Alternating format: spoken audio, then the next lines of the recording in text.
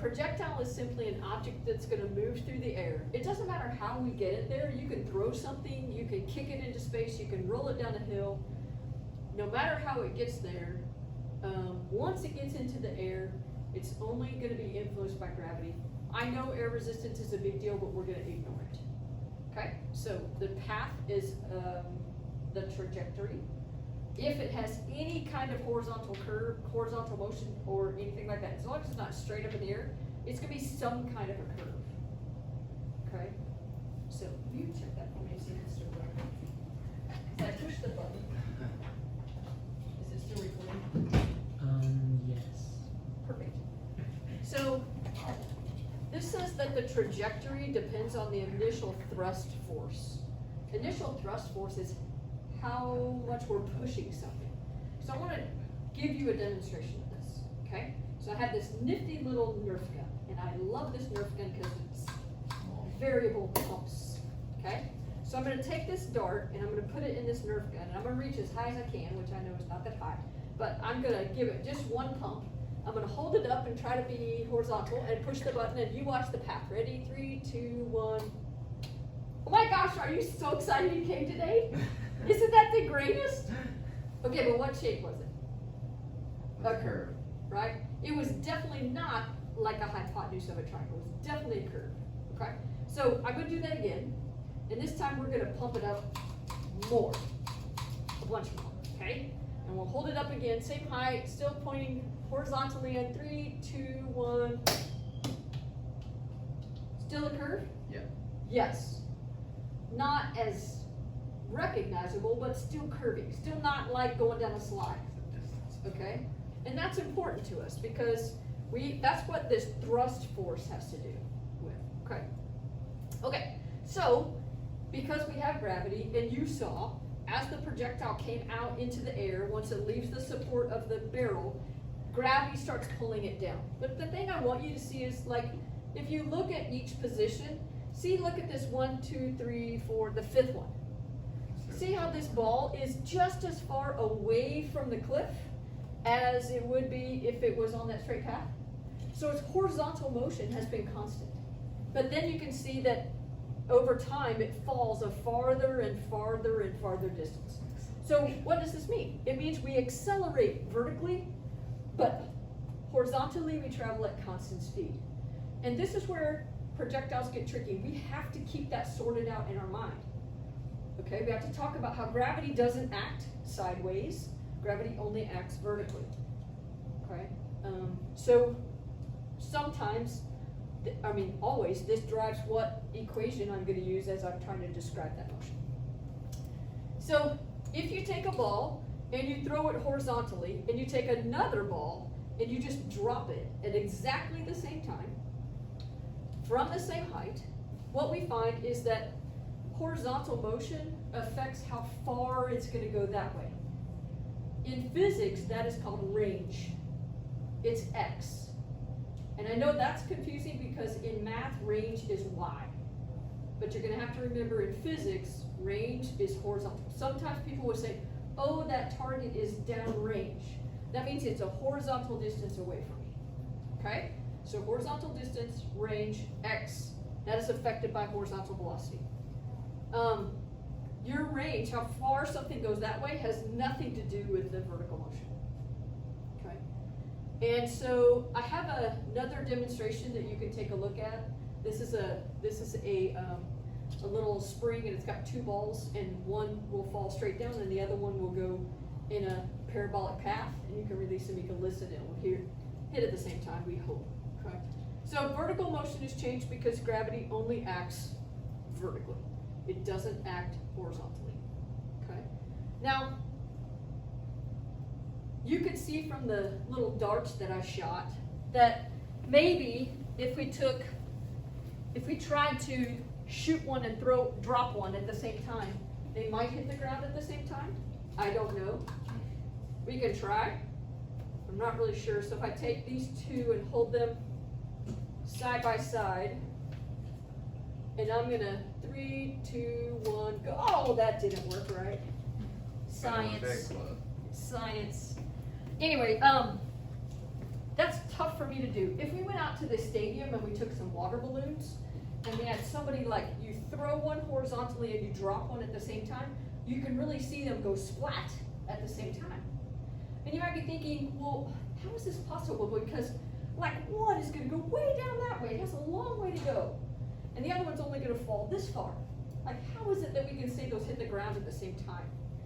But the same object is pulling both objects down, and it doesn't even know that one's moving sideways.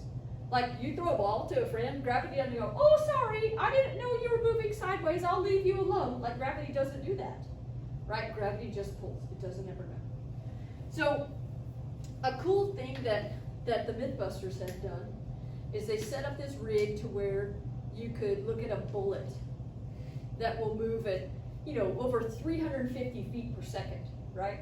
And so a bullet is fired and a bullet is dropped, and they set up a great rig, and you can click on the link and watch it. Like, it's kind of one of the first times that we've ever seen the actual camera get to the same place where both bullets would land and be able to record that. So it's really, really impressive, bullet fired versus bullet dropped. So I could show you this video, or we'll just save a little time. I'll show this to you at the end, okay? All right, so let's describe what motion you're gonna actually see. Like sketching, drawing, okay? If you take a ball and you throw it horizontally, then we say there is an initial horizontal velocity, but that's gonna behave steady, steady, steady, just as if you were rolling something across a floor. So it would look like this. We call that velocity that's going across an x velocity. So we get a little subscript of x. The first one I would actually call v naught x. And notice that all the next ones, they're the same length, right? Remember, no friction. Okay. If we throw one horizontally, we notice that initially it has no vertical velocity. But as you let it go, it starts falling faster and faster and faster in the vertical motion. That's exactly the same as if we would just drop it straight down. So this velocity is represented with a Vy. So you could see that this increases velocity by 10 meters per second every second. That is constant acceleration. Well, with this horizontal motion and this vertical motion, when you look at a projectile, we want to put these two vectors together. And we can combine them, and what we will get is that parabolic curve that the projectile will take. And if we were looking at it and we wanted to know the instantaneous velocity at some place along the curve, then we would be like, okay, how fast is it going right at this very instant? Well, we could look at that path and we could draw a tangent line, and we could analyze the vertical and horizontal components or pieces of that velocity, and that would tell us, hey, this is how fast this thing is moving. Okay. So it would look something like this. Here is our constant velocity in the horizontal direction. Here is our constant acceleration in a y direction. And if we put the two of these together, we get the green parabolic path. Now I want you to look at like this spot right here, and we're going to look at that in an instant, what pieces make it up, and then what is the overall velocity. Okay. So if we bring this vector over, and we say, okay, well the y velocity is 30 meters per second, and we bring the x vector down, and so look, these are tail to head, just like we're supposed to draw our vectors. Y and x are at 90 degrees to each other. Since they're perpendicular, we can always combine them using Pythagorean theorem. So the resultant vector would be from where they both started to where they both end, and it's going to look like this. Because they're perpendicular, we can use Pythagorean theorem to find it. And so we would say, well, v is going to be the square root of 30 squared plus 10 squared. This gives us the magnitude of the velocity. Sometimes we also want to know the direction. And that's where, in a case that you might have to find the angle, we would want to look at, well, what is the angle between, this axis and that vector? But we're going to, of course, measure all the way around from the positive x So if we bring in a coordinate system, and we have our y and our x here, then we can see that that angle is going to be from the 0 degrees, counterclockwise all the way around until you get to that vector.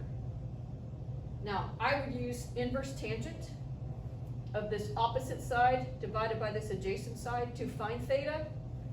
If I only use 10 and 30, I'm going to get a small angle, and if it came out to be like, I don't know, 36 degrees, everybody knows 36 degrees is over here in quadrant 1.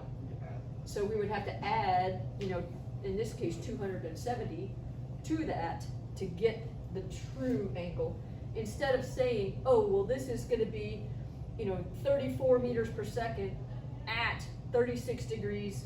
Here's south and you're east of south. So, we can't, that's a lot to try to say, especially write down in Canvas. That's why we just give you the total angle so that we know exactly where that's going. Okay? Honestly, this is the whole piece of the puzzle. We have constant motion, accelerated motion, we've got projectile motion, and a little bit of trig. That's putting everything together that we've talked about up to this point. The other thing that we want to be reminded of is this idea about frame of reference. So if I had a ball,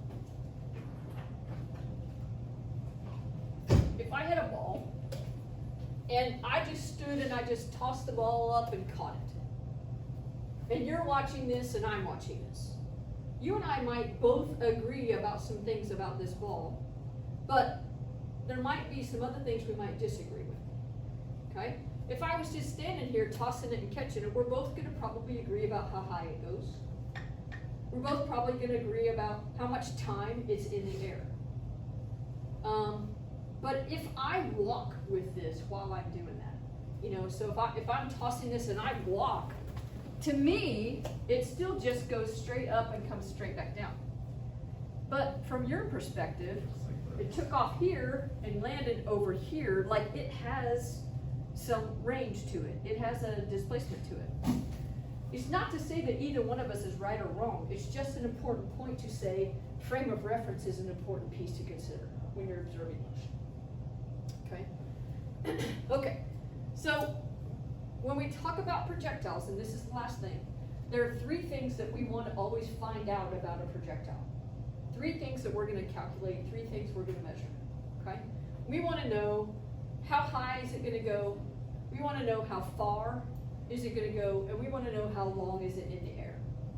So that maximum height of a projectile, if you throw something up in the air at any angle up, what we know is it slows down on the way up.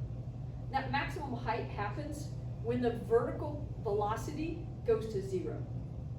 So we say at this maximum height y, Vy is 0 meters per second. It's possible that you could have an x component at the top, kind of like just like walking with this. It's moving forward and vertically at the same time. If you just throw it straight up in the air and catch it, well, I won't have an x. It's all y. The range, x, is the horizontal distance that it's going to travel. Because this is a constant speed thing, we say range is calculated this way by x is equal to x naught plus average velocity times time. Well, what is that time? That time is your flight time. So how far something can go horizontally depends on how fast it's moving only horizontally and how much time you allow it to go, the time that it's in the air. So the flight time, how much time this thing is in the air, it can be found different ways.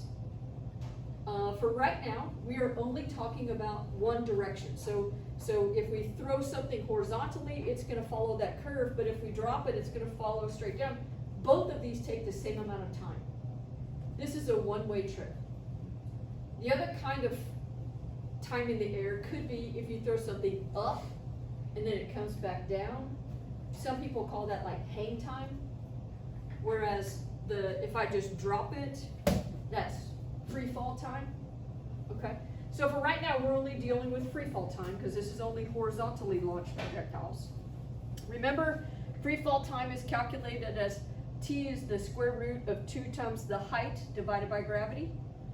And so what's gonna happen is, as we're dealing with projectile questions, you guys are gonna get problems where we have to probably take 2 steps. I might have to do 1 step to find the time that this thing is in the air. Then I take that time and I plug it into something else to find either the range or the height. Okay? So a lot of times we're gonna be working with 2-step equations. Okay?